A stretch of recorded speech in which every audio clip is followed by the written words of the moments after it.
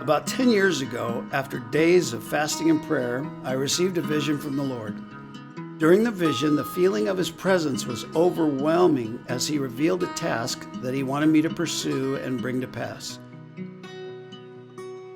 The vision was to use art and media as a tool to reveal Him to those who don't know Him. Use art for evangelism.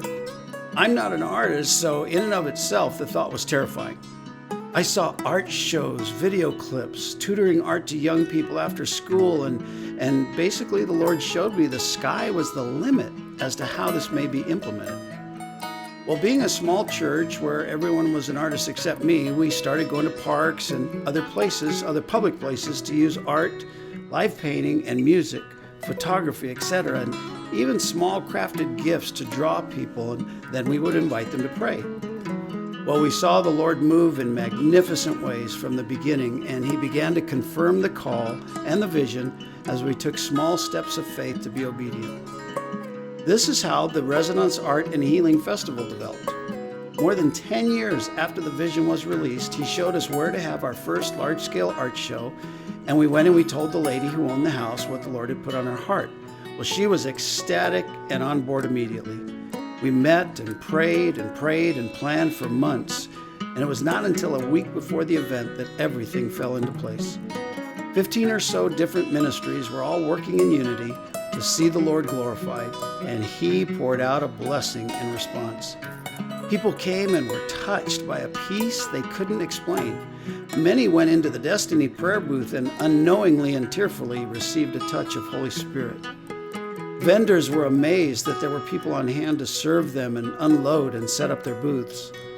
Prayer teams on the upper deck continued all day in intercession. Joy and peace, music and dance, live painting, children's art, poetry, spoken words, as lovers of the Lord freely and without inhibition expressed their adoration for Him and their love for each other in a myriad of colors and sounds that enticed the senses and stirred the spirit man. I was born to draw. Been doing it since I could pick up a crayon. Been painting in oil for I think since about 2006. Still learning every day, learning something new. What inspires you to paint something? Well, usually it often happens during worship time in church, and I just feel the Holy Spirit real near, and my creative side just goes haywire, and I get all these paintings in my head. And you can't wait to get out of church to start painting? One of the stories that stood out, this gal came in, she was obviously new agey, but as soon as she stepped in to pray for her, the Lord gave me this picture, and I saw a road going up a mountain. It was winding up, and it was going up to a summit, and there was two mountains on either side, and the road went over it, and at the top it was like the sun was rising. There's this bright sun, and so I started sharing what I was seeing to this gal, and she said, "Oh yeah, I have that dream all the time." And she described it, and she goes, "You want to know what's at the top?" And I said, "Yeah."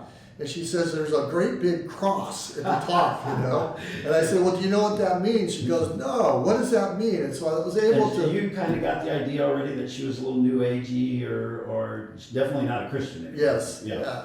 Mm-hmm. So it was, realized that, you couldn't use Christianese words for she wouldn't understand, but when she saw the cross, she asked, "Can you explain the cross?" And I was able to share the gospel of Jesus and that Jesus had died for her. And when I shared that, she goes, "Oh, well, what about my karma?" And I got to share with her. I said, "Well, when Jesus died on the cross, He took all your bad karma, and that it's been completely paid for." And she just sat there for a few minutes, and she goes, "Wow, that's I've never heard that before." And so we got to pray with her and encourage her, and she opened her heart to Jesus. That was just one of the stories. I mean, there were people that physically were hurting, different elements.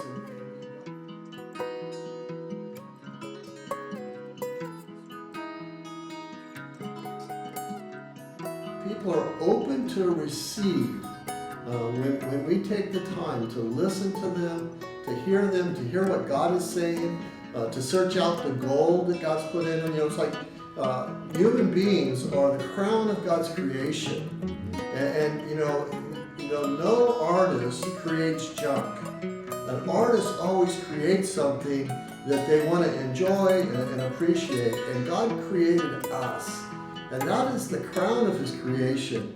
And He didn't make any junk, and it doesn't matter. Everyone has a destiny. God didn't create anybody without a purpose and without a destiny.